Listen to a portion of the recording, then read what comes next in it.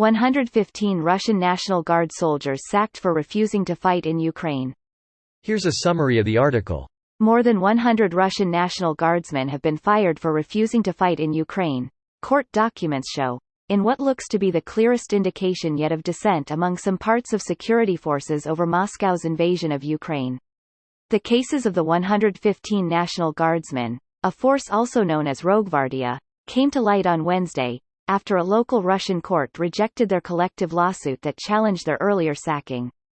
According to the court's decision, published on its website, the lawsuit was dismissed after the judge determined that the soldiers had been rightfully fired for refusing to perform an official assignment, to fight in Ukraine and instead returned to a duty station.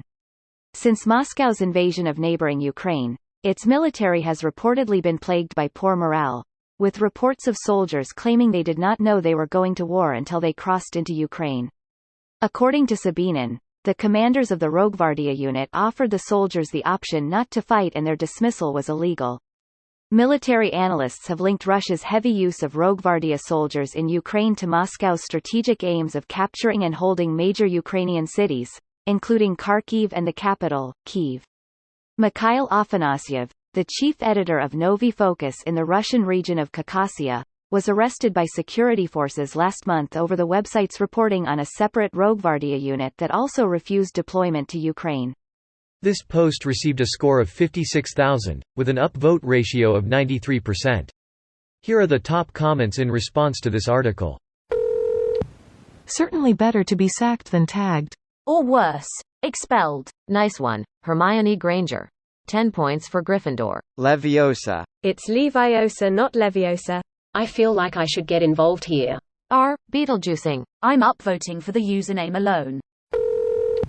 When do we get to the part where Putin goes, fine, I'll do it myself? Never, because he's a coward who hides behind his big walls. I hope he lives in constant fear of the millions who want him dead. Big tables. What is a table but a wall for sideways things? I cede all further arguments to you.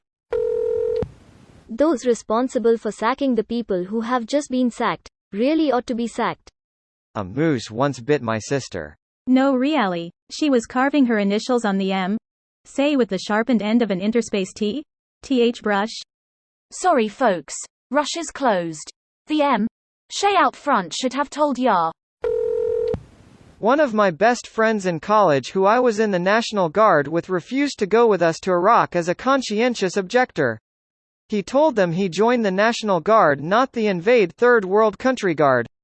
I still respect the fuck out of him for that. It took more balls than going over there to get shot at like I did emo. I've always been surprised the National Guard is used overseas. I know now it's not true, but I had always thought the National Guard was to protect the state they were raised in. Used for disasters, crowd control from riots, martial law, and last resort invasion. I had no idea they were used overseas until the Gulf Wars showed me different. I get the Army, Navy reserves get used overseas. That makes sense. I just always thought the National Guard was used to guard the nation. Keep in mind, the Iraq War only lasted a few months, the rest was an occupation. I don't believe the NG was used in the actual invasion, but it makes a lot more sense that they're used as part of a rotation for an occupation force. It allows those units to build real experience outside of monthly training while allowing actual Army units more time between deployments. And more importantly, they're a lot cheaper to deploy and maintain than regular Army. It was an easy way for the US to keep manpower up during OEF and OIF. Smartest men in the Russian military.